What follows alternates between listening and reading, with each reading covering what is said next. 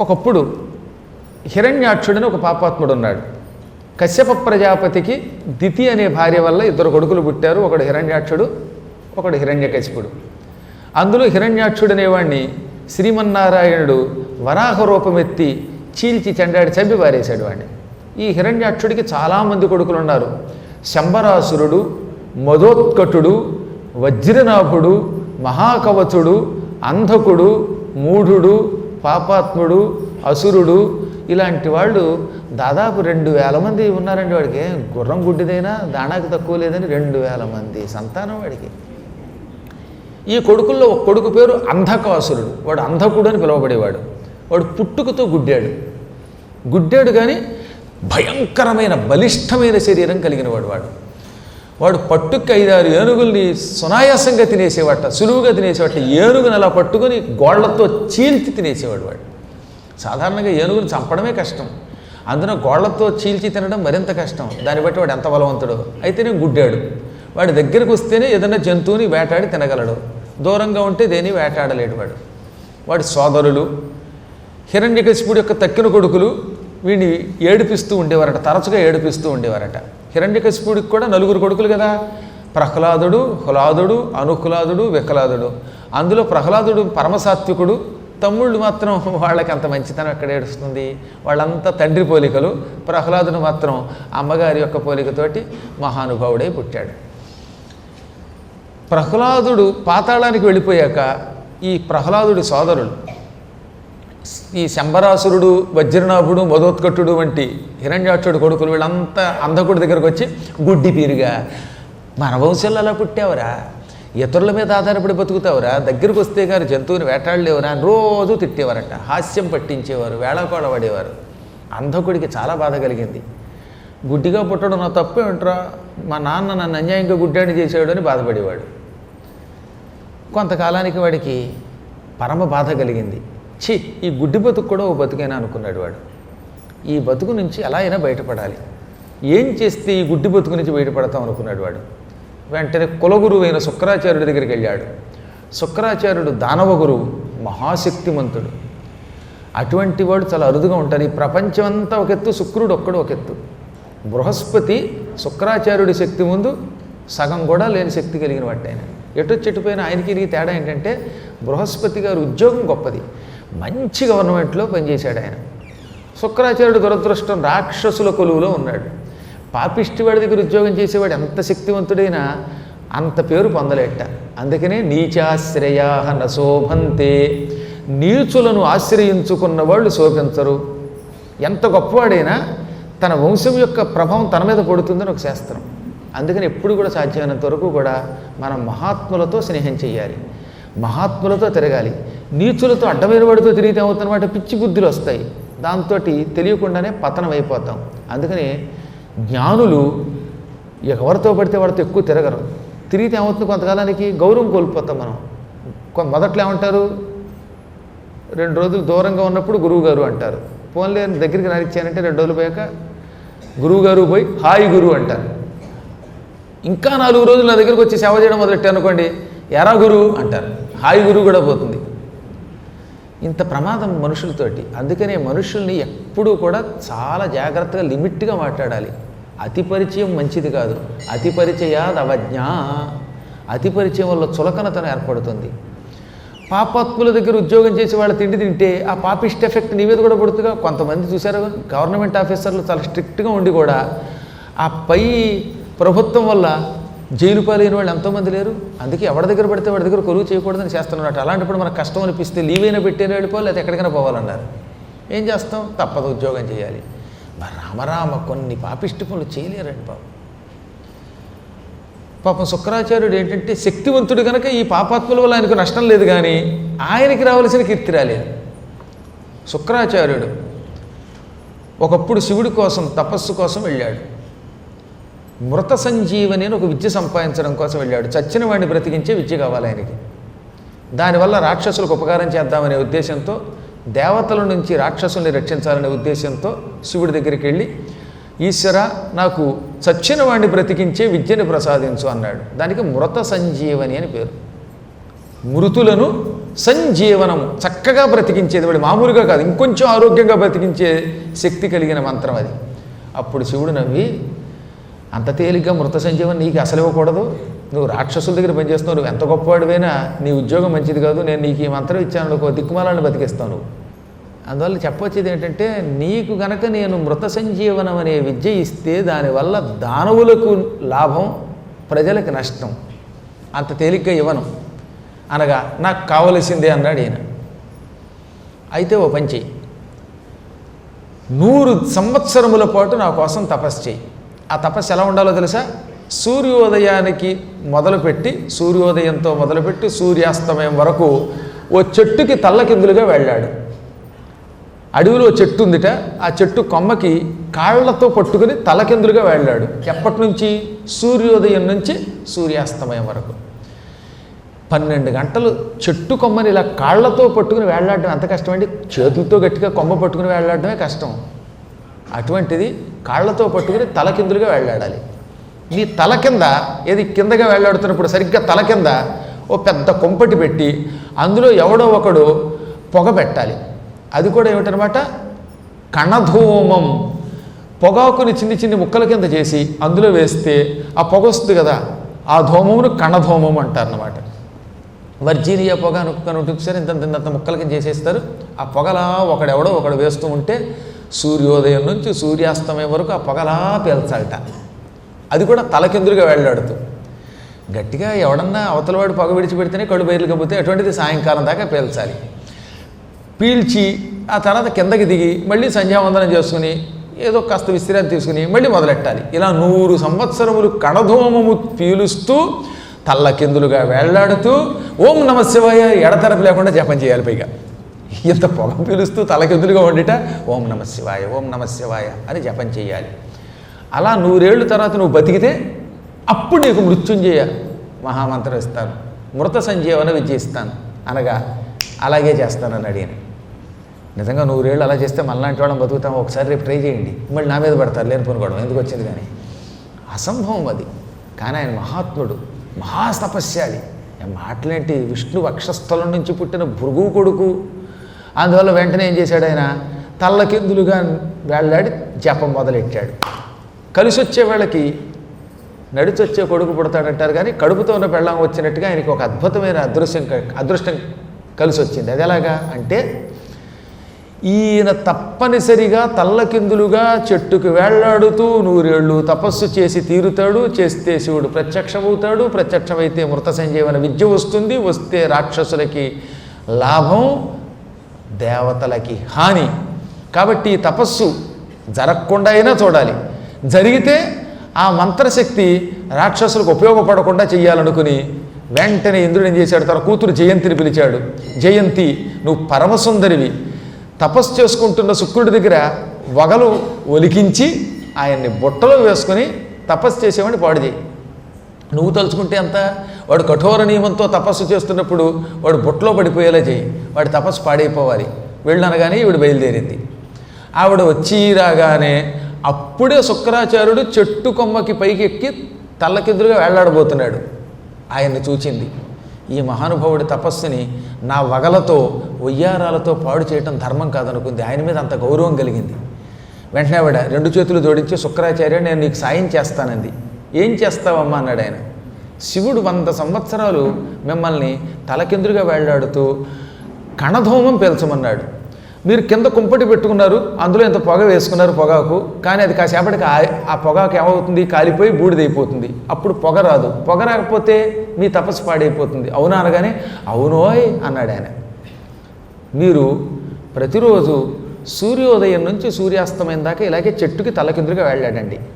కింద నేను కుంపటి పెట్టి గడికి అందులో పొగాకు వేస్తూనే ఉంటాను, అందులోంచి పొగ వస్తూ ఉంటుంది. ఆ కణధూమం మీరు పేల్చండి అంటే పొగ ఆగకుండా నేను చేస్తాను, మీకు ఆ సాయం చేస్తాను, మీరు జపం చేసుకోండి. కిందకి దిగాక మీ ముఖం అంతా కందిపోతుంది కదా, పొగ పీల్చి తల్లకిందులుగా ఉండి రక్తం అంతా కిందకి దిగిపోయి నానా బాధ పడతారు మీరు.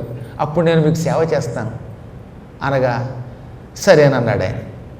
ఆవిడ రోజు కింద కుంపటి పెట్టేది, పొగేసేది. పొమ్మం లేక పొగేసారనేవారు, కానీ ఈయనకి తపస్సు ఫలించడానికి పొగ పెట్టింది ఆవిడ. ఆ పొగ పీల్చాడు ఆయన, కఠోర తపస్సే చేశాడు. సాయంకాలానికి ఆయన ముఖం అంతా అదో రకంగా ఎర్రగా అయిపోయేది, కందిపోయేది. ఆయన కిందకి దిగ్గానే పాపం ఆవిడ తామరాకులు పట్టుకొచ్చి చల్లని తామరాకు నీళ్ళు ఆయన మొహం మీద పోసి ఆ తామరాకులతో తుడిచి కొంగుతో తుడిచి ఆయన పడుకోబెట్టి సేవ చేసేది. పడుకోబెట్టి సేవ చేసిన రవ్వంతో కూడా ఆయన ఏ విధమైనటువంటి కామోద్రేకం పొందలేదు. అది నిష్ఠ అంటే. ఇంద్రియ నిగ్రహం అంటే ఏమిటో శుక్రాచార్యుడి దగ్గర తెలుసుకోవాలి. 100 సంవత్సరముల కాలం రోజు ఆవిడ ఎంత సేవ చేసినా స్త్రీ అనే విషయం మర్చిపోయాడు ఆయన. అంత ఇంద్రియ నిగ్రహంతో రోజు కణధూమం పీలుస్తూ ఓం నమశివాయ అనే మంత్రజపం చేస్తూ ఆయన మహాతపస్సు పూర్తి చేశాడు. ఈ 100 సంవత్సరముల మహాతపస్సు పూర్తి చేయగానే ఈశ్వరుడు మెచ్చుకుని ప్రత్యక్షమై, శుక్ర, అవక్రమైన నీ దీక్షకి మెచ్చుకున్నాను, అందుకే నేను నీకు వరాలు ఇవ్వడానికి వచ్చాను. అసలు నీ వంశమే అంత, మీ గోత్రమే అంత, మీరు అవసరమైతే తపస్సు కోసం ప్రాణం ఇస్తారు, మహాత్ములు మీరు. నీకు ఈ క్షణమే మృత సంజీవని అనే మంత్రం ఇస్తున్నాను. ఈ మంత్ర ప్రభావంతో చచ్చిన వాడిని తక్షణం బ్రతికించగలుగుతావు నువ్వు. కానీ ఒకటి గుర్తుపెట్టుకోసమా, నీవు నేర్పిన విద్యయే నీరజాక్ష అని నేను ఈ మంత్రం ఇచ్చాను కదా అని నీ మంత్రం నా మీద ప్రయోగించకు, నువ్వు ఎవరి మీదైనా ప్రయోగించకు, నా చేతిలో చచ్చిన వాడి మీద ప్రయోగించకు. అది అంతరార్థం. నేను ఎవరినైనా శూలంతో పొడి చంపాననుకో, వాడిని ఈ మంత్రంతో బతికించకు. ఇంకెవరైనా చంపితే మాత్రం జీవులని, వాళ్ళని బతికించు, ఔచిత్యం పాటించు. ఈ మంత్రం అత్యావశ్యక స్థితిలో ఉపయోగించాలి. ప్రతి అడ్డమైన వాడిని బతికించేస్తే ఏమైపోతుంది, సృష్టి యొక్క ధర్మం పాడైపోతుంది సుమా. అనగా నేను అత్యావశ్యక సమయంలోనే ఉపయోగిస్తానండి అని మాట ఇచ్చాడు. ఆ తర్వాత అక్కడి నుంచి బయలుదేరాడు. ఈలోపు బృహస్పతి ఏం చేశాడు, ఈ శుక్రాచార్యుడు ఇక్కడ ఇలాగా తపస్సు చేసుకుంటూ ఉండగా అచ్చం శుక్రాచార్యుడు వేషం వేసుకొని రాక్షసుల దగ్గరికి వెళ్ళాడు. రాక్షసులంతా గురువుగారు వచ్చేసారు. ఏమిటంటే తపస్సు ఫలించింది, నాకు మృత సంజీవనం అనేటటువంటి మంత్రం వచ్చింది, ఆ మంత్రంతో మిమ్మల్ని రక్షిస్తాను, ఈలోపు మీకు పాఠం చెబుదామని వచ్చాను, కూర్చోండి అని వాళ్ళు కూర్చోబెట్టి ఈ రోజు నుంచి వేదములు లేవు అనండి అనగానే, ఇది వరకు వేదాలు ఉన్నాయన్నారు కదండి అంటే, మృత సంజీవని రాని క్రితం వేదాలు ఉన్నాయన్నాను, ఇప్పుడు విద్య వచ్చిందిగా ఇంకా మనకు వేదాలతో పనే ఉంది, వేదాలు లేవు ఏమనాలి అంటే వాళ్ళు లేవన్నారు. వేదకర్మలు విడిచిపెట్టేస్తామన్నారు, సంధ్యావందనం లేదు, యజ్ఞోపేతాలు తీసేయండి అని వాళ్ళందరినీ భ్రష్టులు చేసేసాడు. ఒక వ్యక్తిని నాశనం చేయాలంటే వేదమతం నుంచి వాడిని దూరం చేయాలి. అందుకే ఆయన వాళ్ళందరినీ పాడు చేయడం మొదలెట్టాడు. ఏది ఇక్కడ ఈయన తపస్సు చేసుకుంటున్న రోజుల్లో. ఈయన తపస్సు ఫలించి రాక్షసులు కేసి పెడదాం అనుకోగానే ఎదురుగుండా జయంతి కనపడింది. పాపం వెంటనే ఆయన జయంతి 2 చేతులు పట్టుకుని, జయంతి నీవే గనక నాకు సేవ చేసి ఉండకపోతే అసలు నాకు శివుడు ప్రత్యక్షమయ్యేవాడా, నాకు ఈ మంత్రం వచ్చేదా, నీ వల్లే నా తపస్సు ఫలించింది, నువ్వు చేసిన సేవ అంతా ఎంత కాదు, అపూర్వమైన సేవ. ఇంత సేవ చేసి కూడా ఎక్కడ కామం వల్ల నా తపస్సు పాడవకుండా కాపాడావు, కేవలం పాదసేవే చేసావు, వగలతో నన్ను బొట్లో వేసుకోలేదు, నీ వల్ల అన్ని రకాలుగా నేను బాగుపడ్డా, నీకేం కావాలో కోరిక తీరుస్తాను, ఇప్పుడు తీరుస్తాను కోరిక, నీ కోరిక ఏం కావాలో కోరుకో, ఎందుకంటే నాకు తపస్సు సిద్ధించింది కదా అన్నాడు. అప్పుడు ఆవిడ, నేను నీ భార్యను అవ్వాలండి అన్నది. శాశ్వతంగా భార్య అయ్యే అవకాశం నీకు లేదు, కానీ ఓ పని చేద్దాం, రహస్యంగా 10 సంవత్సరములు ఎవరికి కనపడకుండా అదృశ్యంగా ఈ ప్రాంతంలో నీతో క్రీడించి 10 ఏళ్ల తర్వాత వదిలేస్తానన్నాడు ఆయన. చాలండి అంది ఆవిడ. ఈ 10 ఏళ్ళు ఆవిడతో ఆయన అదృశ్య రూపంలో తిరుగుతున్న ఈ కాలంలో బృహస్పతి పూర్తిగా రాక్షసుల్ని కంపు చేసి పారేశాడు. ఈ 10 ఏళ్ళు అయ్యాక జయంతిని వదిలేసి మళ్ళీ తన రాక్షసుల దగ్గరికి వచ్చేసరికి అక్కడ రాక్షసుల మధ్యలో కూర్చున్న మరో శుక్రాచార్యుడు కనబడ్డాడు. ఈయనకి అర్థమైంది, వీడు శుక్రాచార్యుడు కాదు వక్రాచార్యుడని. ఒరే రాక్షసులారా, నేను అసలు శుక్రాచార్యుడిని అంటే ఈ పాత ఆయన బొట్లో పడిపోయారు కదా, అందుకని వాళ్ళు పో నువ్వేమిటి శుక్రాచార్యుడివి, మా ఒరిజినల్ గురువు ఈయన, నువ్వు డూప్లికేట్ అన్నారు. అయితే మీకు మృత సంజీవన విద్య ఫలించక మీరు నాశనం అయిపోండి అని శపించేశాడు ఆయన. ఆ శాపం ఇవ్వగానే బృహస్పతి గారు అసలు రూపం ధరించి, ఈ దీనికోసమే వెళ్ళేలా ప్రశ్నలు చేశాను, నువ్వు శాపం పెట్టావుగా కాబట్టి నీ మృత సంజీవనం ఈ రాక్షసులు ఇప్పుడు నా దగ్గర ఉన్న వాళ్ళకి వాళ్ళ వంశం వాళ్ళకి పనికిరాదు అని శపించిపోయాడు. ఈ రాక్షసుల్లో అంధకుడు అతని సోదరులు లేరు. ఇప్పుడు అంధకుడిని తెగ తిట్టేశారు కదా సోదరులు, అందుకని వాడికి దుఃఖం వచ్చింది. దుఃఖం వచ్చి ఈ కథ అంతా తెలుసుకుని, మృత సంజీవనం అనే విద్య దగ్గర ఉన్నవాడు, మమ్మల్ని శపించనివాడు మా గురువుగారు, కాబట్టి ఇప్పుడు గురువుగారి వల్ల మా వంశం తరింపబడుతుంది, నాకు ఆయన దారి చూపిస్తాడు. కష్టాలు వచ్చినప్పుడు గురువుని పట్టుకోక ఎవరిని పట్టుకుంటారు? ఈ ప్రపంచంలో ఎన్ని వెకిలి వేషాలు వేసినా, ఎన్ని పాపిష్టి పనులు చేసినా క్షమించి రక్షించేవాడు ఒక గురువు మాత్రమే. గురువుని ఒక్కడిని పట్టుకుంటే మనం మహాపాపాల నుంచి ఉద్ధరింపబడతాం అనుకుని పరుగున గురువుగారి కాళ్ళ మీద పడ్డాడు. వచ్చి గురువుగారి కాళ్ళ మీద పడి, గురుదేవ మా రాక్షసులకి మీరే దిక్కు, నన్ను రక్షించండి అనగానే ఆయన, ఒరే నాకు నీ విషయం అంతా తెలుసు, నాకు దివ్య దృష్టి ఉంది, అందువల్ల నిన్ను చూడగానే నీ బాధ అర్థమయ్యింది. నీ సోదరులు దెప్పుతున్నారు, సాటివాళ్ళు నిన్ను దెప్పుతున్నారు, గుడ్డేడా నీ బతుకి అంతరా అంటున్నారు, అందుకే నువ్వు ఏడుస్తున్నావు కదా అంటే అవునండి అన్నాడు. నువ్వు గుడ్డివాడివైనా ఈ ప్రపంచంలో ఎవరూ చేయలేని గొప్ప పనులు చేసే వరం నీకు ఇస్తాను, నేను చెప్పినట్టు వింటావా అనగా వింటానండి అన్నాడు. నేను నీకు బ్రహ్మమంత్రాన్ని ఇస్తాను, ఈ బ్రహ్మమంత్రాన్ని 100 ఏళ్ల పాటు జపం చెయ్యి, ఆ జపానికి మెచ్చుకొని బ్రహ్మ ప్రత్యక్షమవుతాడు. బ్రహ్మని నేను కోరినట్టుగా కోరు, నేను చెప్పినట్టుగా కొన్ని వరాలు కోరు అని చెవిలో కొన్ని రహస్యాలు చెప్పాడు. ఇలాగే కోరు బ్రహ్మని అన్నట్ట. అలాగేనని గురువుగారికి నమస్కరించి వీడు మందర పర్వతం మీదకి వెళ్ళాడు. మందర పర్వతం మీద పాదాంగుష్టము నేల మొప్పి తపమొప్పంజేసే సద్భక్తిమైన ఒక కాలి బొటనవేలు నేల మీద మోపి, ఈ కుడికాలు ఎడమ మోకాలు మీదకి చేర్చి 2 చేతులు ఇలా పైకెత్తి, ఈ అంధకాసురుడు, ఈ గుడ్డాడు బ్రహ్మదేవుడి మంత్రాన్ని, గురువుగారిచ్చిన మంత్రాన్ని భక్తితో జపం చేస్తూ 100 సంవత్సరాలు తపస్సు చేశాడు, కఠోర తపస్సు చేశాడు. ఆ మహాతపస్సుకి మెచ్చుకొని, భయంకర తపస్సుకి మెచ్చుకొని బ్రహ్మదేవుడు ధాత విధాత వివిధ ప్రాణి లలాట లేఖన మహావిద్యానుసంధాత ప్రత్యక్షమై ఏం వరం కావాలో కోరుకోమన్నాడు. అప్పుడు వాడు ఏమన్నాడు? కళ్ళు లేకపోయినా ఎక్కడ ఏం జరుగుతున్నా నాకు తెలియాలి, గుడ్డివాడిని కూడా చూడగలిగి ఉండాలి. అంటే కళ్ళు ఇలా మూసుకునే ఉంటాయి కానీ నాకు అన్నీ కనబడాలి. ఇలా కళ్ళు మూసుకున్న నాకు ఎదురుగుండా కెమెరా ప్రజలు అందరూ కనబడాలి. తథాస్తు అన్నాడు ఆయన. ఇంక రెండో వరం ఏమిటి? నేను ఎవరినైనా జయించగలిగే శక్తి ప్రసాదించు, అనగా దేవతలు రాక్షసులు మొదలైన జాతి వాళ్ళందరినీ జయిస్తావు నువ్వు అన్నాడు ఆయన. ఇంక మూడవది, మరణం లేని వరం నువ్వు ఎలాగో ఇవ్వవు కదా, అందువల్ల ఏంటంటే ఎప్పుడైనా నేను అందరి చేత పూజింపబడే పార్వతీదేవిని పొరపాటున కామంతో తాకితే తక్షణం నాకు నా శరీరం విడిచిపెట్టేటట్టు చెయ్యి. తథాస్తు అన్నాడు ఆయన. పార్వతీదేవిని ముట్టుకుంటావా నువ్వు? ముట్టుకుంటే చావాలనుకుంటున్నావు కదా, అలాగే అనగా చావు కూడా కాకూడదు అది. నేను పార్వతీదేవిని ముట్టుకున్న వెంటనే నా శరీరం పరమ పవిత్రమై శివుడికి ఉపయోగపడే శరీరం అవ్వాలి అన్నాడు. తథాస్తు, నువ్వు చచ్చి కూడా శివుడి దగ్గరికి పోతావు అన్నట్టు ఆయన. మళ్ళీ వీడేమన్నాడు? అదిగో అక్కడే మెలికి పెడుతున్నావు, చచ్చి కాదు, పార్వతీని తాకిన వెంటనే నేను ఈ శరీరంతో శివుడికి అధ్యక్షుడిని అవ్వాలి, శివుడి దగ్గరికి వెళ్ళి శివభక్తుడిని అవ్వాలి అన్నాడు ఆయన. తథాస్తు అన్నాడు బ్రహ్మ. ఇన్ని విచిత్ర వరాలని గురువుగారు కోరమన్నారట, అందుకని కోరాట. అందుకే గురువుగారిని పట్టుకుంటే ఎలా కోరుకోవాలో తెలుస్తుంది మనకి, చావు నుంచి ఎలా బయటపడాలో తెలుస్తుంది, చచ్చే చావు నుంచి బయటపడే అవకాశం వస్తుందన్నమాట. కాకపోతే మన వాళ్ళు చాలామంది చేసే పొరపాటు ఏంటంటే, ఒక గురువుని పట్టుకుంటే నువ్వు ఎప్పుడో బాగుపడతావు, నిమిషానికి ఒక గురువు అనమాట. మధ్యపర్తి సత్సంగంలోని వాడే, ఇంకొక సుధాకర్ గారి సత్సంగంలోని వాడే, అన్ని చోట్లకి తిరిగేవాడు. చివరికి అతో భ్రష్ట ఇతో భ్రష్ట, సర్వభ్రష్టుడు అవుతాడు వాడి, ఎలాగూ బాగుపడట. ఎందుకని? ఈ గురువు రక్షిస్తాడని ఆ గురువు రక్షిస్తాడని ఇంకోడు, ఇలా అందరూ అనుకుంటారంటే చివరికి వీడు ఎవరు రక్షించారట. అందుకని జ్ఞానులు దృఢమైన విశ్వాసంతో ఒక్కడిని పట్టుకుంటారు. ఆ ఒక్కడిని పట్టుకుంటే ఎప్పుడూ బాగుపడతాడు. తక్కిన వాళ్ళని గౌరవించాలి, కానీ పట్టుకునేది ఒక్క గురువునే పట్టుకోవాలి. అందులో కల్పవృక్షంలాగా దగ్గరగా ఉన్న గురువుని కానీ ఎక్కడో కనపడిన వాడు ఎవడో రక్షిస్తాడని కూడా ఎంత పెంచండి. ఎప్పటికీ పరాయివాడే గుర్తుపెట్టుకోండి. మీకు అదే కదండి పెద్ద మహాపరాధం. చవనుడి కొడుకు చేశాడు.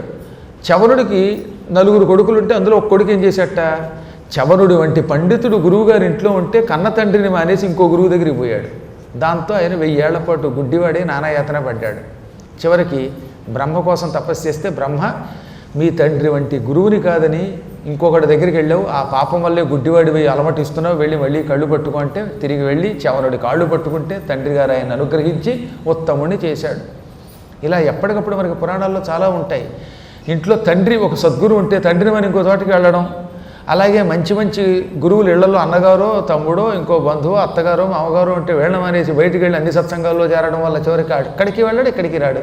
వాళ్ళు ఎలాగో రానివారు, ఇక్కడ భ్రష్టుడు అవుతాడు, చివరికి అలా అధోగతులు పాలైపోతాడు. కాబట్టి జీవితంలో గుర్తుపెట్టుకోవాల్సింది ఏంటంటే ఒక్క సద్గురువుని గట్టితో పట్టుకోండి. శుక్రుణ్ణి తప్ప ఇంకెవరిని పట్టుకోలేదు అంధకుడు. పాపాత్ముడయ్యుండి కూడా వాడు తరించాడు. ఆ కథ ఇప్పుడు మనం తెలుసుకోవాల్సింది. ఇప్పుడు అంధకాసురుడికి వరాలు వచ్చాయి, మహాబలవంతుడైపోయాడు వాడు. కళ్ళు లేకపోయినా వాడికి ఎక్కడ ఏమూలు ఉన్నదో కనపడడం మొదలయ్యింది.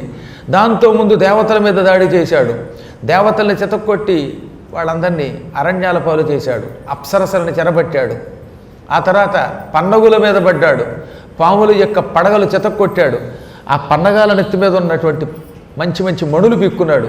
పెద్ద పెద్ద సర్పాలకి నెత్తి మీద మణులు ఉంటాయి. ఆ మణులన్నీ పీకి తన దగ్గర పెట్టుకున్నాడు.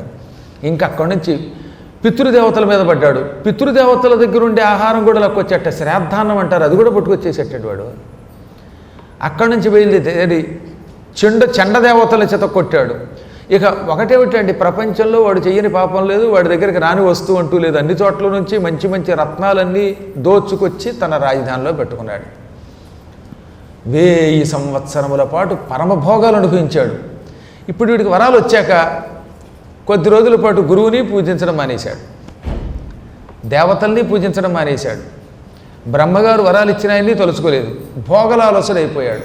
రాక్షసులు చేసే పెద్ద పొరపాటు ఏమిటంటే, ఒక్కసారి తపస్సు ఫలించి వరాలు వచ్చాక ఏ వరాలు ఇచ్చిన దేవతలు ఉన్నారో వాళ్ళందరినీ మర్చిపోతారు, భోగాల్లో పడిపోతారు. భోగాల వల్ల రోగాల పాలే నశించిపోతారు. భోగం వల్ల పుణ్యం క్షీణించిపోతుంది. అంత పూర్వం కఠోరంగా తపస్సు చేసినప్పుడు మొండిగా చేస్తారు, ఈ అనుభవించేటప్పుడు అంత మొండిగా పిచ్చి పిచ్చిగా సుఖాలు అనుభవిస్తారట. అలా అనుభవించేశాడు వాడు. 1000 సంవత్సరముల కాలం పాటు దేవతలు అల్లాడిపోయారు, గిజగిజలాడిపోయారు. ఎన్నడు మాకు దిక్కు కలదు, ఇక ఎప్పటికి మాకు దిక్కుంటుంది, ఎప్పటికి శ్రీమన్నారాయణుడు మమ్మల్ని కరుణిస్తాడు. వైకుంఠవాస నారాయణ, ఈ దుర్మార్గుడు అంధకాసురుడు చేస్తున్న అకృత్యాలు నీకు తెలియవా? తెలిసి కూడా చూడనట్టు నటిస్తున్నావా? తెలియనట్టు నటిస్తున్నావా? కావు కావు అంటూ కరుణాజలధి కృపాజలధి అంటూ వైకుంఠానికి వెళ్ళారు. అప్పుడు విష్ణువు, ఈ దుర్మార్గుడు పార్వతీదేవిని కామదృష్టితో పట్టుకున్నప్పుడు మాత్రమే శివుడి చేతిలో వీడికి మరణం ఉంది, అప్పటిదాకా వీడు చావడం. ప్రస్తుతం మీరు వెళ్ళి అమ్మవారిని గట్టిగా పట్టుకోండి. అమ్మవారిని పట్టుకున్నాడా వీడు, ఇంకా అక్కడి నుంచి వీడికి పతనం మొదలవుతుంది అనగానే వెంటనే వీళ్ళు ఏం ఎరగనట్టుగా పార్వతీదేవి దగ్గరికి వెళ్ళారు. భక్తితో అమ్మని ప్రార్థించారు. జగన్మాత రక్షించమన్నారు.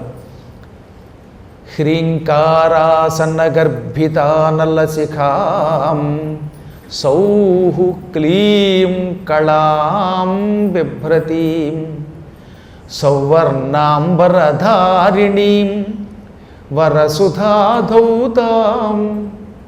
త్రినేత్రోజ్వలాం వందే పుస్తకపాశమం కుశధరాం స్రగ్భూషితాముజ్వలాం త్వాం గౌరీం త్రిపురాం పరాత్పరకళాం శ్రీచక్ర సంచారిణీం అని జగన్మాతని ప్రార్థించారు. అప్పుడు అమ్మ ప్రత్యక్షమై ఏం వరం కావాలో కోరుకోమంటే, అమ్మ మమ్మల్ని రక్షించడానికి నువ్వు ఒక చిన్న పని చేయాలి తల్లి అన్నారు. చెప్పండి నాయనా అని.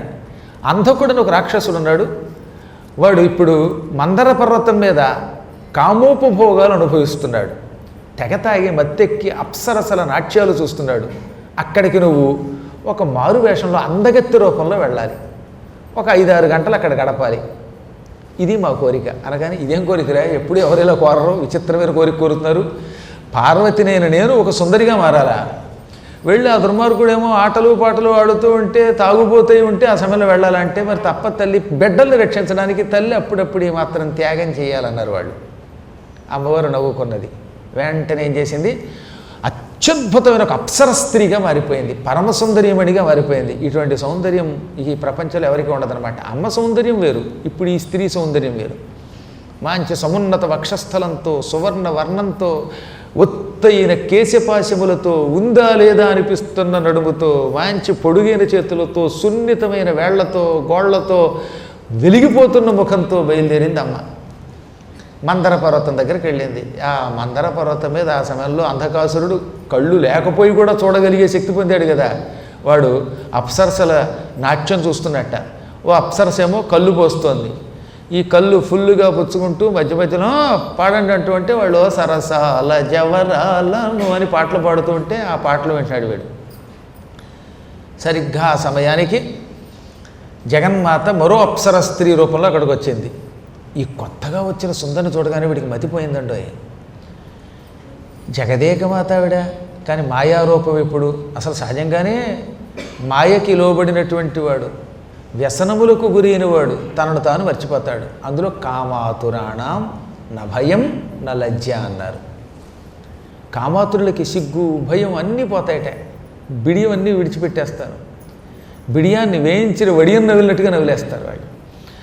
అలాగా వీడు ఆ సుందరుడు చూడగానే మతి పోగొట్టుకుని, కాసిత్వం కళ్యాణి, ఓ సుందరి నీవెవరవు? దైవీవా మానుషీచవా, నువ్వు దేవతా స్త్రీవా లేక మానవ స్త్రీవా? ఇంత పూర్వం ఈ ప్రాంతంలో నేను ఎప్పుడూ చూడలేదు అనగానే, ఒరే గుడ్డాడా, నీకు నేను ఎలా కనపడ్డాను రా ఆవిడ. నేను గుడ్డివాడిని, కళ్ళు ఇలా పూర్తిగా మూసుకుపోయి ఉంటాయి, కానీ భగవంతుడైన బ్రహ్మ కళ్ళు లేకుండా చూడగలిగే ఓ మనోనేత్రం ఇచ్చాడులే, అది వరం వల్ల సంపాదించాను అన్నాడు వాడు. ఓహో అలాగా, అయితే విను, నేనెవరినా? ఈ ప్రపంచంతో సంబంధం లేని దానిని, అలాగని ప్రపంచంతో సంబంధము ఉన్నదానిని. నీలాంటి దౌర్భాగ్యులకి మంచివాళ్ళకి కూడా నేనే తల్లిని. చరాచర జగత్తంతా నా వల్లే జన్మించింది. ఈ పిపీలికాది సమస్త బ్రహ్మపర్యంతం ఉన్న ప్రాణులన్నీ నా నుంచే పుట్టాయి. ఎంతెందుకు, నేను జగన్మాతను అనుకో అనగాడు పక్కపక్కనవి. జగన్మాతవా? అయితే నా బిడ్డలకు కూడా తల్లి అవ్వకూడదా అన్నాడు వాడు. ఓ సమస్తానికి తల్లినే, ఒక్కసారి వచ్చి నన్ను ముట్టుకోరా అంది ఆవిడ. అనగానే వీడు వెళ్ళి ఆవిడ ముట్టుకోగానే ఒక్కసారి వాడి తపశ్శక్తి అంతా సర్వనాశనం అయిపోయింది. బ్రహ్మగారు ఇచ్చిన వరం వల్ల ఇక వాడికి చావుకు దగ్గరకు వచ్చింది. అప్పుడు జగదేకమాత వికటాట్టహాసం చేసి భయంకర మహాకాళి రూపం ధరించి, మూర్ఖుడా కామాంధుడవై జగన్మాతనైన నన్ను పట్టుకున్నావు, ఇక నీకు చావు దగ్గరకు వచ్చింది, ఈ శరీరం పోయే రోజులు వచ్చాయి, ఇక శివుడి సోలం దెబ్బకి ఎదురుచూడు అని మాయమైపోయింది. ఒక్క క్షణం వాడికి భయం వేసింది. చేతులారా మృత్యువు తెచ్చుకున్నాను అనుకున్నాడు. అంతలోనే బ్రహ్మవరాల వల్ల నన్నెవరు జయించగలరు అనుకున్నట్ట. రాక్షసుల యొక్క మూర్ఖత్వం అదే. రాక్షసులు ఎంత మూర్ఖులంటే సర్వనాశనం అయిపోతున్నా మేము విజయం పొందుతాం అనుకుంటారు వాళ్ళు. పతనం అయ్యేదాకా వాళ్ళకి పూర్తిగా తెలియదు. వెంటనే అమ్మవారు వెళ్ళి శివుడికి చెప్పింది ఇక వెళ్ళి యుద్ధం చేయమని. ఈశ్వరుడు ప్రమథగణాలను వెంట పెట్టుకుని అంధకాసురుడితో యుద్ధానికి వచ్చాడు. మహాభయంకర యుద్ధం మందర పర్వతం మీద శివుడికి అంధకాసుర సైన్యానికి జరిగింది. అద్భుతమైన యుద్ధం అంట. శివుడు కనిపించిన రాక్షసుండల్లా శూలంతో పొడిచి చంపేవాడు. ఈ చచ్చిపోయిన రాక్షసులందరినీ ఓ పక్కన పారేసేవారట రాక్షసులు. ఈ రాక్షసులందరినీ అక్కడ వారీగానే శుక్రాచార్యుడు వచ్చి టింగ్ టింగ్ టింగ్ అని మంత్రం చదివేసేవాడు. మంత్రం చదవగానే వీళ్ళు మళ్ళీ బయలుదేరేవారు. శివుడికి మతిపోయింది. ఏమిట్రా ఈ దుర్మార్గులంతా చచ్చిపోయినట్టున్నారు, మళ్ళీ వస్తున్నారు ఏమిటి వీళ్ళు? శూలంతో నేను పొడిచి చంపిన వాళ్ళంతా మళ్ళీ బతికి వస్తున్నారా లేక నాకే భ్రమ కలిగిందా అనుకున్నట్ట. శివుడు కూడా అలా నటిస్తాడండి అప్పుడప్పుడు, ఆయనకి తెలియదేమిటి ఏం జరుగుతుందో. అలాగా 9 రోజుల పాటు యుద్ధంలో రాక్షసులందరినీ శివుడు కొళ్ళబొడి చంపడం, వాళ్ళందరూ మళ్ళీ బెలబెల్లాడుతూ రావడం, చావడం బ్రతకడం, చావడం మళ్ళీ రావడం. అప్పుడు ఆయన పార్వతీదేవిని పిలిచి, పార్వతి మతి నాకు పోయిందా లేక ఎవరికైనా పోయిందా? ఈ రాక్షసులంతా చచ్చినట్టే చచ్చి మళ్ళీ బతుకుతున్నారు, కారణం ఏమిటో తెలుసుకురా అనగానే, కారణం తెలుసుకోవడానికి ఎక్కడికి వెళ్ళక్కర్లేదు స్వామి, మీరు కొడుకు కొడుకు అని శుక్రాచార్యుని నెత్తి మీద పెట్టుకుని వాడికి మృత సంజీవనం అనే విద్య ఇచ్చారు. తపస్సు చేశాడు కదా అని మెచ్చుకొని ఇచ్చారు. ఆయన ఏం చేశాడు? ఆ మంత్రం మీ మీదే ప్రయోగిస్తున్నాడు. మీ చేతిలో చచ్చిన వాళ్ళని మాత్రం బ్రతికించద్దని మీరు కోరితే వినిపించుకోలేదు ఆయన. మీ చేతిలో చచ్చిన వాళ్ళు కూడా బతికిస్తున్నాడు. శిష్యపక్షపాతం.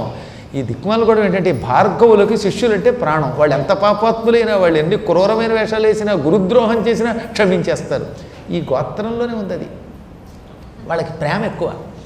అందువల్లే నువ్వు వాళ్ళని చంపుతూ ఉంటే ఈ శిష్యుల మీద ప్రేమతో మళ్ళీ బ్రతికిస్తున్నారు అనగానే వెంటనే ఆయన శుక్రాచార్యుడిని తీసుకురమ్మని నందీశ్వరుడిని పంపాడు. నందీశ్వరుడు వచ్చే సమయానికి కట్టలుగా కింద పడి చచ్చిపోయినటువంటి రాక్షసుల మీద మంత్రప్రయోగం చేసి వాళ్ళందరినీ బ్రతికించాడు శుక్రాచార్యుడు. వెంటనే నందీశ్వరుడు, మా స్వామివారు ఇచ్చిన మంత్రం స్వామివారి మీదే ప్రయోగిస్తూ ఉంటాయి మిస్టర్ శుక్రాచార్య అని 2 చేతులతో జాగ్రత్తగా ఎత్తి పట్టుకొచ్చి నందీశ్వరుడు పట్టుకొచ్చి శివుడి చేతిలో పెట్టాడు. అప్పుడు శివుడు, నందీశ్వర మంచి ఉపకారం చేసావు, శుక్ర ఇదే నువ్వు చేయవలసిన పని, నేను నీకు మృత సంజీవన అనే విద్య ఇచ్చింది దేనికని? ఏ కరోనా వైరస్కో పాపం భారతీయులు ఎవరైనా చచ్చిపోతే పరమభక్తులు, అది కూడా హిందువులు చచ్చిపోతే రక్షించమని ఇచ్చా.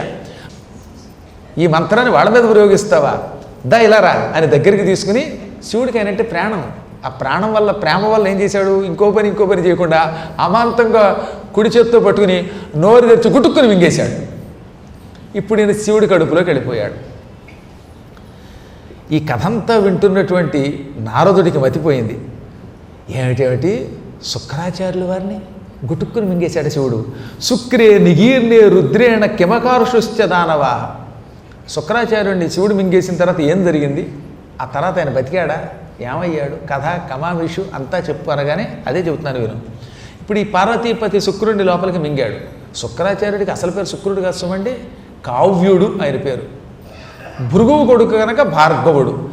ఈ కావ్యుడిని మింగేయగానే ఇంకా రాక్షసులకి విజయం మీద ఆశపోయిందట. ఆ క్షణమే జయాశ రహిత బభూవు. శుక్రాచార్యుడు ఉన్నంతవరకే వాళ్ళకి దిక్కు తప్ప ఆయన లేడుగా.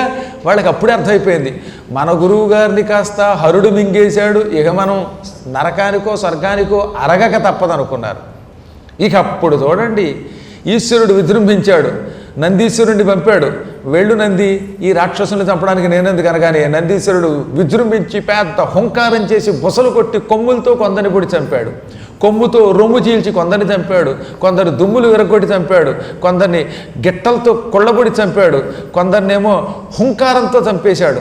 మొత్తం మీద రాక్షసులందరినీ చీల్చి చెండాడేశాడు. ఎంతమంది చావడంతో అంధకాసురుడు వణికిపోయి ఇక చావు తప్పదనుకుని ధైర్యం చేసి పరాక్రమమే ప్రదర్శించి వీరుల్లో చచ్చిపోతాను అని శివుడి దగ్గరికి వచ్చాట. శివుడితో ఘోర యుద్ధం జరిగింది. ఆ యుద్ధంలో శివుడు శూలంతో అంధకాసురుడిని అలా పొడిచి పైకెత్తేశాడు. పెద్ద శూలం శివుడిదంటే అతి భయంకరమైన త్రిశూలంతో ఒక్క పోటు పొడిచి పైకెత్తగానే దానికి వేళ్లాడుతూ నెత్తురు కారుకుంటూ శివశివ శివశివ అన్న మొదలెట్టాడు. చావడు బ్రతకడు, శూలానికి అలా దిగబడిపోయి ఉన్నట్ట. మహాబాధపడిపోయాడు. అప్పుడు పార్వతీదేవి అక్కడికి వచ్చింది. ఏమండి, వీడు నా పిల్లలకి తల్లి కావాలని కోరాడు. అంటే అర్థం ఏంటి, నువ్వు జగన్మాతవి, అందరికీ తల్లివి అని అంతరార్థం. తనకి, తన పిల్లలకి, అందరికీ తల్లి. తన పిల్లలకి అంటే అర్థం ఏంటి, నా పిల్లలకని అర్థం. వీడు నా పిల్లవాడే. వీడికి బ్రహ్మ శరీరం విడిచిపెట్టకుండానే శివుడి దగ్గరికి వెళ్ళే వరం ఇచ్చాడు. పోన్లిద్దరు పాపం మన బిడ్డ అల్లాడిపోతున్నాడు. అందులో శుక్రాచార్యుడు అంటే నాకు చాలా అభిమానం. శుక్రుడు అంటే చాలా భక్తుడు మనకి. కావ్యుడి యొక్క ఈ శిష్యుడిని రక్షించండి అనగానే ఈశ్వరుడు మళ్ళీ జాలిపడిపోయాడు. జాలిపడిపోయి అంధక నీకేం వరం కావాలో కోరుకో అన్నట్ట. అప్పుడు ఆయన ఏమన్నాడు, మా గురువు గారిని ముందు బయటికి తీసుకురండి అన్నాడు. వాడు ఏదో నాకు వరం కావాలలా, శూలానికి దిగబడిపోయి చచ్చిపోతున్నవాడు ఇప్పుడు గురుభక్తి పొంది మా గురువుగారిని కడుపులో వేసుకున్నారు కదండి, మా గురువుగారిని చూడాలండి అన్నట్ట. అప్పటికి చాలా కాలంగా కడుపులో ఉన్నాడు పాపం మన కావ్యుడు శుక్రుడు. శివుడి కడుపు అంటే మాట్లాడండి, ఈ చరాచర జగత్తంతా శివుడి కడుపులో ఉన్నది. అనేక కోటి బ్రహ్మాండములు కడుపులో పెట్టుకున్నాడు ఆయన. గురుతరముగా తన కడుపున సరసిజ గర్భాండ భాండ చెయ్యములు గలయా హరుడన్నారు ఆయన్ని. శుక్రాచార్యుడికి తెలుసు శివుడంటే ఏమిటో. శివుడి కడుపులో అనేక కోటి బ్రహ్మాండాలు ఉన్నాయి. ఒక బ్రహ్మాండం అంటే ఏమిటనమాట, ఈ భూలోక, భువర్లోక, సువర్లోక, మహర్లోక, జనలోక, గోలోక, తపోలోక, సత్యలోకాలు, ఆతల, వెతల, సుతల, తలాతల, రసాతల, పాతాళాలు, ఈ 14 కలిపి ఒక అండం అంటారు. ఇలాంటి 14 అండాలు కలిస్తే 14 లోకములు ఒక అండం. అలాంటివి 14 అయితే ఒక బ్రహ్మాండం. అలాంటి బ్రహ్మాండములు ఎన్ని కోట్లున్నాయో లేదటి అనంతాకాశంలో. అటువంటి అనేక కోటి బ్రహ్మాండ జనని అని అమ్మవారికి పేరు. అందుకే ఎన్నో కోట్ల బ్రహ్మాండాలు ఆ తల్లి కడుపులో ఉన్నాయి. ఆ తల్లి శివుడిలో సగభాగం కాబట్టి అర్ధనారీశ్వరుడైన శివుడి కడుపులో ఎన్ని లెక్కలేనన్ని నగరాలు, లెక్కలేనన్ని బ్రహ్మాండాలు ఉన్నాయి. అనేక లోకాలు ఉన్నాయి. బయట లోకాలు ఉంటాయి, ఆయన కడుపులోనూ లోకాలు ఉంటాయి. లోకములు లేకుండా శివుడి శరీరంలో ఒక్క ప్రాంతం ఉంటుంది, అదే ఆయన కంఠస్థానం. ఎక్సెప్ట్ కంఠం, మిగతా అన్ని ప్రాంతములలో అనేక బ్రహ్మాండాలు ఉంటాయి. ఆ బ్రహ్మాండాల్లో పడిపోయాడు ఈయన. లోపల తిరుగుతూ ఉంటే కొన్ని చోట్ల అగ్నిపర్వతాలు ఉన్నాయి, కొన్ని చోట్ల జలధారలు, కొన్ని చోట్ల భయంకరమైన మృత్యు గుహలు, ఇలాంటివి ఎన్నెన్నో ఉన్నాయట. అప్పుడు శుక్రుడు లోపల భయపడిపోతూ ఓం త్ర్యంబకం యజామహే సుగంధిం పుష్టివర్ధనం ఉర్వారుకమివ బంధనాన్ మృత్యోర్ముక్షేయమామృతాత్ అనుకుంటూ శివుడిచ్చిన మృత సంజీవని విద్యను కూడా తలుచుకున్నాడు. మృత సంజీవన విద్య మహాప్రభావంతో శివుడి కడుపులోకి వెళ్ళి కూడా ఉడికిపోలేదు. గట్టిగా నీళ్లు మరగబెట్టి అందులో చేమదుంపలు వేస్తేనే కాసేపటికి మెత్తగా ఉడికిపోతాయి. అప్పుడు ఆ పై తొక్క తీసేసి వాటిని చక్కగా వేయించుకుని తినేస్తున్నామే మనం. అటువంటిది ఈశ్వరుడి కడుపులో ఇన్ని బ్రహ్మాండాలు ఉన్న చోట అన్నాళ్ళు ఎలా బ్రతికాడు? కేవలం మృత సంజీవన విద్యా ప్రభావం. ఇప్పుడు అంధకాసురుడు మా గురువుగారిని బయటికి తీసుకురమ్మనగానే పార్వతీదేవి కూడా ఏమండే ఒక్కసారి మీ కడుపులో శబ్దం వినండి అంది. అప్పుడు శివుడు చెవి ఇలా పెట్టి విన్నాడు. కడుపులో ఉన్నటువంటి శుక్రాచార్యుడు ఓం నమః శివాయై చ నమః శివాయ, ఓం నమః శివాయై చ నమః శివాయ, ఓం నమః శివాయై చ నమః శివాయ అంటున్నాడు. పార్వతీ పరమేశ్వరులిద్దరికీ నమస్కారం. శివాయై పార్వతి కొరకు, శివాయ శివుని కొరకు నమః అంటున్నాడు. వాడు నేనంటే చాలా ఇష్టం అండి, వాడికి చాలా భక్తి. మా అబ్బాయి మీ కడుపులో ఉండి కూడా నన్ను విడిచిపెట్టట్లా. మీ భక్తుల్లో కొంతమంది మిమ్మల్ని మాత్రమే పూజిస్తారు, నన్ను పూజించరు. కానీ వీడు అలాగా చూసారా, ముందు నన్ను తలుచుకుని మిమ్మల్ని తలుచుకుంటున్నాడు. అటువంటి వాడిని రక్షించడం మీ ధర్మం. అంధకుడు కోరాడని కాదు, నేను జగన్మాతను కోరుతున్నాను రక్షించండి అనగానే ఎంతమంది ఆయన మీద అభిమానంతో కోరుతున్నప్పుడు నేను మాత్రం కాదంటానా? ఎంతైనా తల్లి తల్లి అనిపించుకున్నావు నువ్వు, జగన్మాతవైనా సామాన్య మాతృమూర్తిలో ఉన్న ప్రేమని ప్రదర్శిస్తున్నావు అని వెంటనే గర్భంలో ఉన్న శుక్ర, నేను నోటితో నిన్ను మింగాను, నోటితో మళ్ళీ నిన్ను కక్కానంటే నువ్వు ఆ రోజు నుంచి వాంతి కింద మారిపోతావు. నోటితో కక్కితే దాన్ని వాంతి అంటారు. వాంతితో బయటకు వచ్చిన వాడు జగత్తులో భ్రాంతిలో పడి కొట్టుకు చేస్తాడు, వాడికి విలువ తగ్గిపోతుంది. కాబట్టి నువ్వేం చేస్తావు, నా లింగము నుండి నా శుక్రం చరమధాతువు నుండి బయటికి రా అన్నట్ట. అప్పుడు ఆయన శివుడికి నమస్కరించి రుద్రవీర్యంలో కలిసి శివుని యొక్క లింగం ద్వారా బయటకు వచ్చాడు. ఈ చరమధాతువుని రుద్రవీర్యాన్నే శుక్రం అని కూడా పిలుస్తారు. శుక్రం నుండి బయటికి రాగానే అచ్చం రుద్రవీర్యంలో తెల్లగా మారిపోయాడన. అంత పూర్వం ఉన్న రంగు పోయి ఇప్పుడు పూర్తిగా తెల్లగా మారాడు. అంత పూర్వం బంగారపు రంగులో ఉండేవాట, తెలుపు రంగులోకి వచ్చాడు. శుక్రం నుండి బయటకు వచ్చాడు కనుక కావ్యునికి శుక్రుడు అని పేరు వచ్చింది. అప్పటి నుంచి శివుడు కొడుకు అయిపోయాడు. శివపుత్రుడు అంత పూర్వం భార్గవుడు, ఇప్పుడు శుక్రుడు భృగువు కొడుకే కాకుండా శివపుత్రుడు కూడా అయ్యాడు. పార్వతీ పరమేశ్వరుడికి అత్యంత భక్తితో నమస్కరించి, స్వామి ఎంత కరుణాస్వరూపుడివి నువ్వు, నీ గర్భంలోకి పంపి సమస్త లోకాలు చూపించావు, ఇప్పుడు మళ్ళీ నన్ను బయటికి తీసుకొచ్చావు, నన్ను రక్షించు.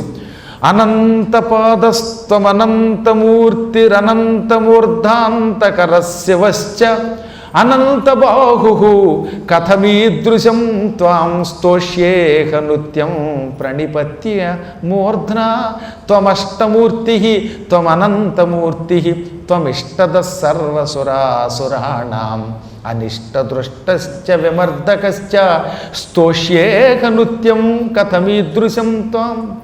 ప్రభు, నీ దివ్యమంగళ రూపాన్ని కడుపులో నుంచి చూశాను, ఇప్పుడు చూస్తున్నాను. అనంతమైనవి నీ పాదాలు, ఎన్ని పాదాలో లెక్కలేదు. లెక్కలేనన్ని పాదాలతో, లెక్కలేనన్ని చేతులతో, లెక్కలేనన్ని శిరస్సులతో, లెక్కలేనన్ని నేత్రాలతో, లెక్కలేనన్ని ఉదరములతో కనిపిస్తున్నావు నీవు. అష్టమూర్తి 8 రూపాలతో జగత్తంతా వ్యాపించి ఉన్నావు. ఈ జగత్తంతా నీవే. ఇదిగో ఈ అశ్వత్థ వృక్షం నీవు, ఇక్కడున్న రాక్షసులు నీవు, ఆకాశం నీవు, భూమి నీవు, అనంతమంతా నీవే. ఈ చరాచర జగత్తులో ఉన్న సుర సిద్ధ సాధ్య నర కిన్నర పన్నగ యక్ష చారణాసుర విద్యాధర గంధర్వాది జాతులన్నీ నీవే. నీవు కానిదంటూ లేదు. ప్రపంచం నీవు, సమస్తమైన శక్తులు నీవు, ఆనందం నీవు, జ్యోతిశాస్త్రం నీవు, నక్షత్రాలు నీవు, గ్రహాలు నీవు, భూమి నీ పాదం, అంభోనిధులు నీ కుక్షి, సముద్రములన్నీ నీ కుక్షి అన్నమాట, నీ పొట్ట. ఆకాశం నీ జుట్టు, అందుకే నిన్ను వ్యోమకేశుడు అన్నారు. అగ్నిహోత్రుడు నీ ముఖము మరియు 3వ కన్ను, సూర్యుడు కుడి కన్ను, చంద్రుడు ఎడమ కన్ను, నీ దంతములు ద్యోలోకాలు. ఇక నాసిక ఉన్నది, సమస్త దిక్కులు నీ నాసికలు. చెవులు ఉత్తర దక్షిణ దిక్కుల్లో ఉండేటటువంటి విదిక్కులు. విదిక్కులు అంటే ఏమిటనమాట, ఈశాన్యము, ఆగ్నేయము, నైరుతి, వాయవ్యం పిలవడే విదిక్కులేమో నీ చెవులు. చరాచర జగత్తులో ఉన్న జలమే నీలో ఉన్నటువంటి అమోఘమైన రేతస్సు. అటువంటి నీకు నమస్కరిస్తున్నాను. నీవు ఆపదలను తొలగించేవాడివి, సృష్టి చేసేవాడివి, పోషించేవాడివి, సంహారకుడివి, సమస్తం నీవే అని పరిపరి విధాలుగా ప్రార్థించగా ఆయన సంతోషించి, నాయన నీకు మరల యథాశక్తిగా పూర్వం ఒకప్పుడు ఇచ్చినటువంటి సమస్తమైనటువంటి శక్తులు ఇస్తున్నాను, ఆ మృత సంజీవన విద్య కూడా ఇస్తున్నాను, ఇంకా నీకేం కావాలో కోరుకో అనగా అప్పుడు ఆయన ఇలా అనడం మొదలుపెట్టాట. ఏమని అత్యద్భుతమైన స్తోత్రం చేశాడండి. ఇక్కడ ఒక మహాస్తోత్రం, మామూలు స్తోత్రం కాదు అది. నాకు మెచ్చుకొని మృత సంజీవనం ఇచ్చావు, ఏం వరం కావాలో కోరుకోమన్నావు, ఇప్పుడు నేను స్తోత్రం చేస్తున్నాను. ఇది ఒక గొప్ప కవచం, శివ కవచం అంటారు దీన్ని. శివపురాణంలో ఉన్న శివ కవచం. ఇలాంటి కవచాలు అన్ని వేళలా దొరకవు. ఈ కవచం ఎంత గొప్పదో శివుడు చెప్పాడు, అందువల్ల మీరు శ్రద్ధగా వినండి.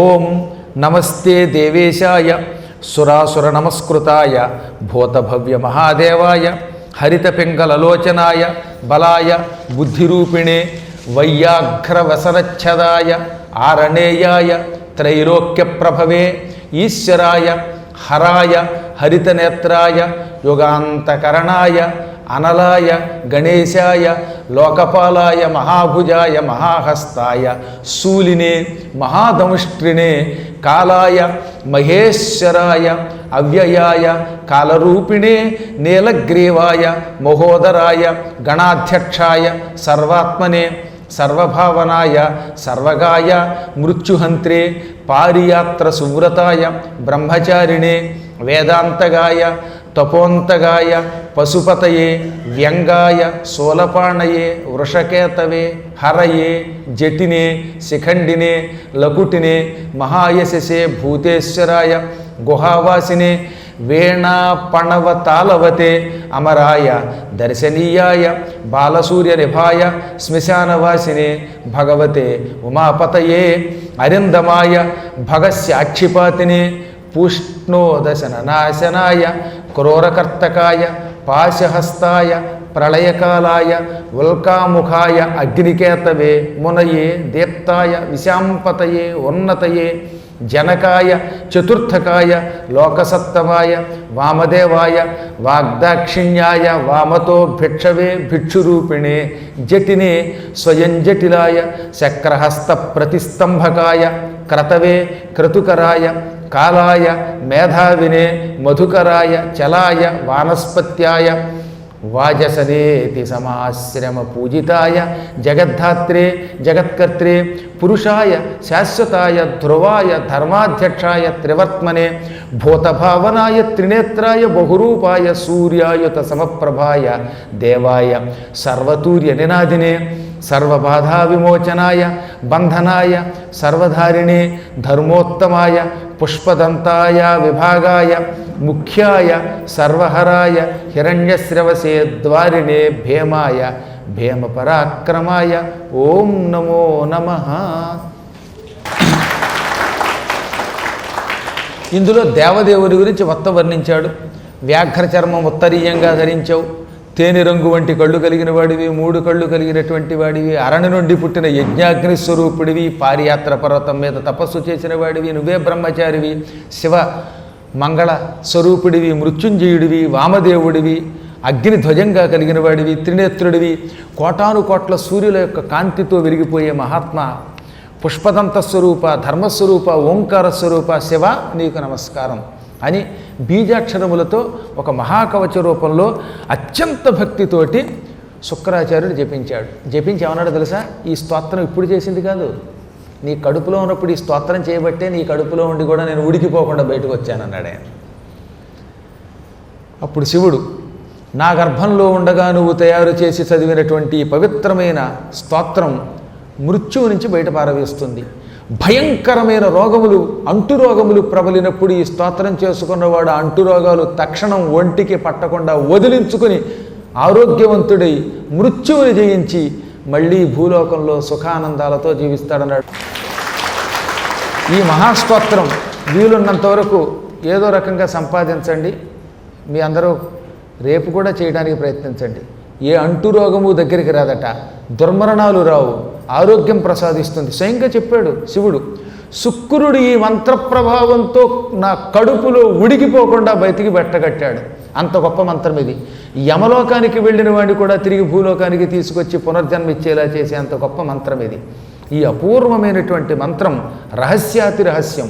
నమ్మకం లేని వాళ్ళకి చెప్పకూడదట, నమ్మకం కలిగిన వాడికి ఇవ్వాలట. దీని నియమం ఒకటి ఉన్నది.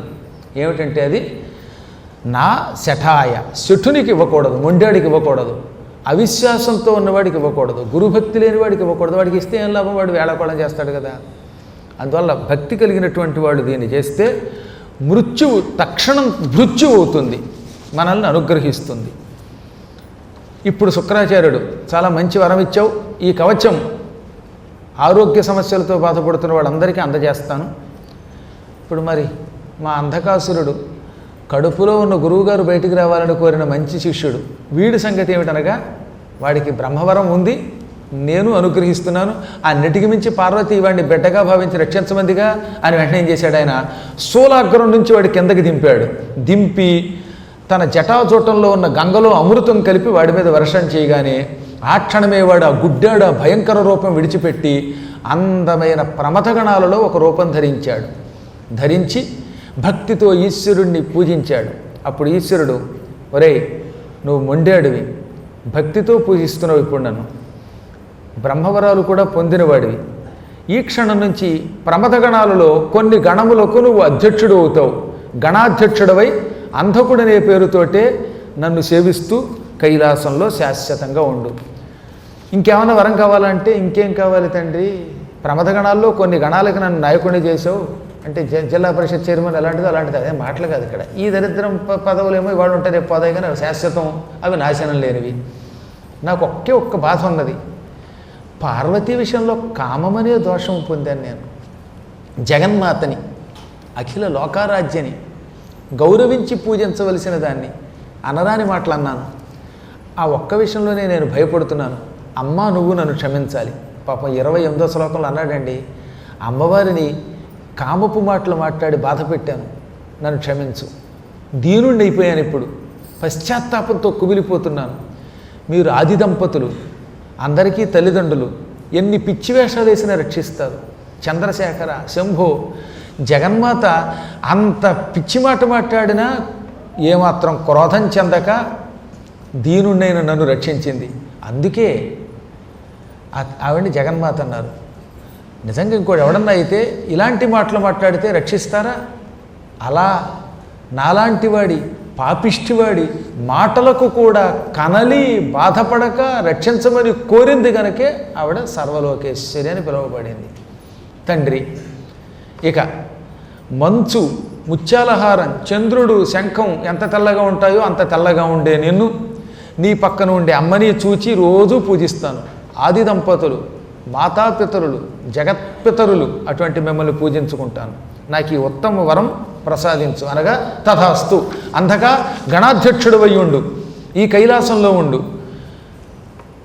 శుక్ర ఇంకేమన్నా వరం కావాలా అన్నాడు. స్వామి ఇన్ని వరాలు ఇచ్చావు, కానీ ప్రజల్లో శాశ్వతంగా నా కీర్తి నిలబడాలి, ఆ ఒక్క కోరిక మిగిలిపోయింది అన్నాడు ఆయన. ప్రజల్లో నీ పేరుండి ప్రజలు రోజు నిన్ను తలుచుకోవాలంటే దానికి ఒకటే ఒక మార్గం ఉంది. ఈ ఉన్న రూపంతో నువ్వు గ్రహంగా మారితేనే ప్రజలు నీ ఆగ్రహానికి గురి కాకుండా రోజు నిన్ను పూజిస్తారు నీ అనుగ్రహం కోసం. ప్రజలు తలుచుకోవాలంటే అయితే వాడి శనిగ్రహమో శుక్రగ్రహమో ఇంకో గ్రహమో అవ్వాలి. ఓ మాదిరి వాడిని ప్రజలు గుర్తించుకోరు. నువ్వు తక్షణం ఇక్కడ నుంచి బయలుదేరి అవిముక్త క్షేత్రానికి, దివ్యక్షేత్రానికి, వారాణసి క్షేత్రానికి వెళ్ళు. వారణాసి క్షేత్రంలో లింగ ప్రతిష్టాపన చెయ్యి. ముందు నన్ను పూజించడం అయిపోయాక, విఘ్నేశ్వరాదుల్ని పూజించాక నీ పేరు మీదుగా ఒక లింగాన్ని ప్రతిష్ఠించు. నువ్వు శుక్రుడివి అని పిలువబడతావు కదా, నీ పేరు మీద ఆ లింగం శుక్రేశ్వర లింగము అని ప్రసిద్ధికి ఎక్కుతుంది. అలా లింగాన్ని ప్రతిష్ఠించి నన్ను భక్తితో పూజించిన తర్వాత నేను నిన్ను తీసుకెళ్ళి గ్రహంగా మారుస్తాను. మహాబలమైన గ్రహంగా మారతావు. వెళ్ళు. నన్ను గోరింటాకు, ములుగోరింటాకు, దోర్వలు, తులసి, దేవగాంధారి, దర్భ యొక్క చిగుళ్ళు, నంజావర్త పుష్పాలు, అగస్త్య శాలదేవదారు పుష్పాలు, వీటన్నిటితో పూజించు అనగా ఆయన వెంటనే వెళ్ళిపోయాట. ఎక్కడికి? పరమ పవిత్రమైన ముక్తి క్షేత్రానికి వారణాసికి వెళ్ళిపోయాడు. వెళ్ళి అక్కడ వారణాసిలో ఓ లింగాన్ని ప్రతిష్ఠించాడు. ఆ లింగాన్ని 1,00,000 సార్లు అభిషేకించేటండి ఆయన. ఒకసారి కాదు, 2 సార్లు కాదు. నేను ఆశ్చర్యపోయాను అనమాట. ఆయన పంచామృతై ద్రోణమితై 1,00,000 కృత్వ ప్రయత్నత 1,00,000 పర్యాయాలు భక్తితో శివుణ్ణి అభిషేకించి పూజించాడు. కాశీలో శివలింగాన్ని ప్రతిష్ఠించి శుక్రేశ్వరలింగం అని పేరు పెట్టాడు. ఇప్పటికి కూడా శుక్రేశ్వరలింగం ఉంది. మీరు చూసారుగా శుక్రేశ్వరలింగం అన్నపూర్ణాలయానికి ఎదురుగుండానే పెద్ద లింగం ఎంత బాగుంటుందండి. కాశీలో లింగాలన్నీ ఇప్పుడు బయటపడ్డాయి. ఇదివరకన్నీ ఆక్రమణలో ఉన్నాయి, ఇప్పుడు అవన్నీ బయటకు వస్తున్నాయి. ఆ లింగాలన్నిటికీ బంగారం లాంటి ఆలయాలు కడుతూ ఉంటే మనం నిజంగా ఈ శివపురాణంలో కాశీఖండంలో చెప్పబడిన లింగాలన్నీ మళ్ళీ కొద్ది రోజుల్లోనే చూస్తున్నాం. ఇప్పటికే చాలా మార్పు వచ్చేసింది. నిన్నగాక మొన్నటిదాకా అంటే కిందటి ఆదివారం దాకా మా కుటుంబం వెళ్ళారు. అక్కడికి వెళ్ళి హాయిగా దర్శనం చేసుకుని వచ్చారు. వాడు చెబుతూ ఉంటే మతిపోతుందనమాట. ఎక్కడెక్కడ లింగాలు బయటపడుతున్నాయటండి. కొన్ని చోట్ల లింగం కింద లింగాలు అన్నీ ఉండిపోయాయట. అన్నీ ఆక్రమించి కొట్లు కట్టి ఇళ్ళు కట్టి ఇంతకాలం ఇష్టం వచ్చినట్టు గడిపేశారు. ఇప్పుడు ఆ కొట్లన్నీ కొట్టేశాక గుట్లు రెట్లు అవుతున్నాయి. అడుగునున్నటువంటి శివలింగాలన్నీ బయటకు వస్తున్నాయి. పాపిష్టాలు సిగపట్లు కొట్టుకుంటున్నారు. పుణ్యాత్ముల ఆనందంతో ఇలా చప్పట్లు కొట్టుకుంటూ భజన చేస్తున్నారు, ముచ్చట్లు ఆడుకుంటున్నారు. ఈ చప్పట్లు ఎందుకు కొట్టాలో చెప్పాను మీకు, పురాణాల్లో చెప్పారు. ఓ చెట్టు దగ్గరికి వెళ్ళండి, ఆ చెట్టు నిండా పెట్టెలు ఉన్నాయి. అక్కడ గట్టిగా ఇలా చప్పట్లు కొడితే ఏమవుతాయి? పెట్టెలు టపాటా ఎగిరిపోతాయి. మనం చేసిన పాపములు కష్టములని కొన్ని చీకట్లు ఉన్నాయట. మన శరీరం ఒక వృక్షం. ఈ వృక్షం మీద ఆపదలు పాపములనే పెట్టెలు ఉన్నాయి. ఈ పెట్టెలు పోవాలంటే ఈ చప్పట్లు కొట్టాలి. ఇప్పుడు మీకు అర్థమైందా మనల్ని పరిపాలించే ప్రధానమంత్రి గారు ఎన్ని పురాణాలు చదువుకున్న పండితుడో? అందుకని రేపు రాత్రికి చప్పట్లు కొట్టండో మిమ్మల్ని రాత్రి 9 గంటలకని ఎందుకన్నారో? అటు జ్ఞానం అంటారు దాన్ని. చదువుకున్న పండితులకి తప్ప రహస్యాలు మామూలు వాడికి తెలియదు. యోగులండి వాళ్ళు, మహానుభావులు. వాళ్ళకి ఈ కామక్రోధాదులు ఈ రాగద్వేషాలు లేవు. భగవంతుడు మనల్ని అనుగ్రహించేశాడంతే. నేను దీని పద్య రూపంలో రాశాను. ఒకప్పుడు నా చిన్నప్పుడు భగవాన్ సత్యసాయిబాబా వారు నన్ను సన్మానం చేస్తే అక్కడికి వెళ్ళి ఆయన మీద 700 పద్యాలు ఆసుగా రాశారు. 756 పద్యాలు సాయి అనే మొగుటంతో. అందులో పద్యాలు ఏమన్నానో తెలుసా? చెట్లను గల పెట్టలు చప్పట్లకు నెట్లట్లు నరుని పట్లను గల చీకట్లెల్లను భజనల చప్పట్లకు మటు మాయమనుచు పలుకుదు సాయి అని. చెట్ల మీద ఉన్న పెట్టలు చప్పట్లు కొట్టగానే ఎలా మాయమైపోతాయో భజనల్లో చప్పట్లకి ఈ నరుడి చుట్టూతో ఉన్న చీకట్లు, అజ్ఞానం అనే చీకట్లన్నీ పటాపంచలైపోతాయని రాశాను. ఎన్నెన్ని పద్యాలు ఆ రోజుల్లో. ఆ అంటే పద్యం, ఓ అంటే పద్యం, పలిగితే పద్యం, అలిగితే పద్యం. మా ఇళ్లలో అలిగితే కూడా పద్యమే. మా నాన్నగారు ఎప్పుడన్నా అమ్మ గురించి ఉత్తరంలో రాయకపోతే, ఆయనేమో వైజాగ్లో ఉన్నారు మా అన్నయ్య దగ్గర, అమ్మతోటి నేనేమో మా ఊళ్ళో ఉన్నా. ఉత్తరం రాసి నాన్నగారు ఇంటికి వచ్చేయండి అని ఉత్తరం రాస్తే, అమ్మ గురించి రాయకుండా ఉత్తరం రాస్తావా అని ఆయన సరదా ఒక పద్యం అంటారు, అలుగుడు పద్యం అంటారు దాన్ని. అమ్మను గురించి ఏమాత్రమును తలపెట్ట ఉత్తరమ్మున అని ఆయన పద్యం రాయగానే మళ్ళీ అమ్మ బాగుందో అని మళ్ళీ ఉత్తరం రాయవలసి వచ్చేది మాకు. అప్పట్లో ఫోన్లు లేవు కదండి మరి. తర్వాత ఈ ల్యాండ్ ఫోన్లు వచ్చాయి. పక్కింటి వాళ్ళ ఫోన్లకి వాళ్ళు ఫోన్ చేస్తే మళ్ళీ మేము పరిగెత్తిళ్ళలో వాడు పెట్టేసేవారు. ఎంత ట్రంకాలంటే అంత కష్టంగా ఉండేదో. ఇవన్నీ పక్కన పెడితే మొత్తం మీద ఎందుకు చెబుతున్నానంటే, ఎన్నో రకాలైన పద్యాలు ఇలాంటి దేవతలకి సంబంధించినవి రాశాను నేను. అసభ్యమైన పద్యములు ఎప్పుడూ రాయరా. మనం ఏమి ప్రజలకు అందించాలో అవన్నీ ఇచ్చాం. మొత్తం మీద ఆ పుణ్యాత్ముడు గట్టిగా చప్పట్లు కూడా కొడుతూనే నిజంగానే ఈ లింగాలన్నిటిని అభిషేకించి పూజించాడు. శివుడు చాలా సంతోషపడిపోయాడు. చివరగా శుక్రాచార్యుడికి ఉన్న గొప్ప శక్తి గానశక్తి. ఇక్కడ రాశారు, గీత నృత్య ఉపహారైశ్చ సంస్తుత స్తుతిభిర్బహు. మంచి పాటలు పాడేవట. శుక్రాచార్యుడి కంఠం చాలా బాగుంటుందండి. అసలు ఈ శ్రీవత్సగోత్రం వాళ్ళకి రాని విద్య లేదేమో అనిపిస్తుంది ఒక్కోసారి. అలా తెగపాడేసేవట, నృత్యం కూడా చేసేవట. అప్పుడు శివుడు అతని మహాతపస్సుకి పూజకి భక్తికి మెచ్చుకొని ప్రత్యక్షమయ్యాడు.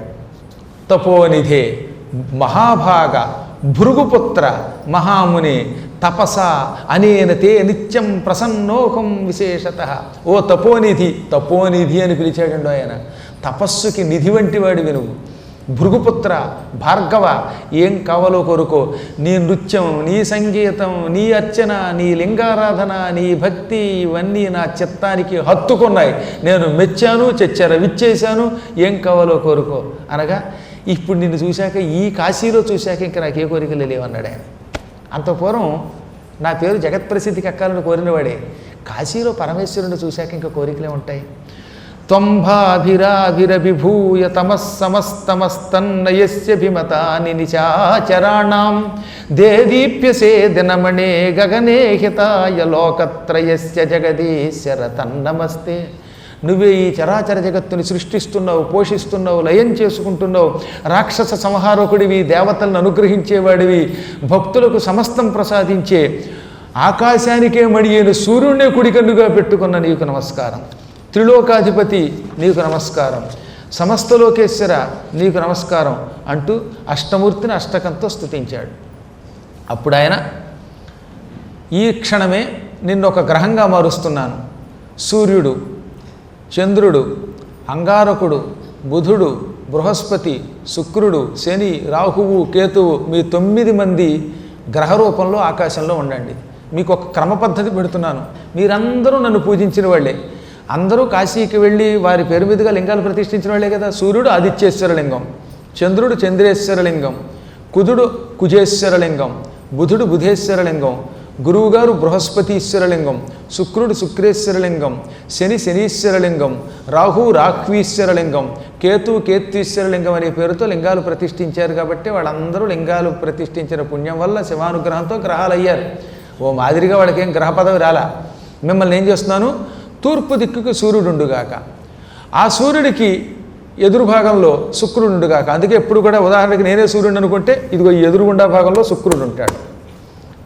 ఈ శుక్రుడికి పక్కన చంద్రుడుండుగాక, సూర్యుడికి కుడివైపున చెయ్యి దగ్గర అంగారకుడు ఉంటాడు. ఇక సూర్యుడికి ఎడం వైపున చేతివైపు బృహస్పతి ఉంటాడు. ఇదిగో ఈశాన్య దిక్కులో అక్కడ బుధుడు ఉంటాడు. ఇప్పుడు సూర్యుడికి సరిగ్గా వెనక భాగంలో ఆయనకి ఛాయాదేవికి పుట్టిన శనైశ్చరుడుండుగాక.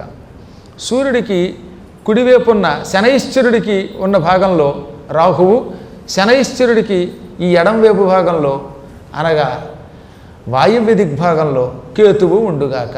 ఇలా మీ నవగ్రహాలు ఈ మార్గంలో ఉండి ప్రజలను అనుగ్రహించండి. అందులో నువ్వు మహాశక్తివంతుడివి, కోటి సూర్యుల కాంతితో ఉంటావు, చీకట్లు పారద్రోలుతావు, తెల్లగా మెరిసిపోతావు.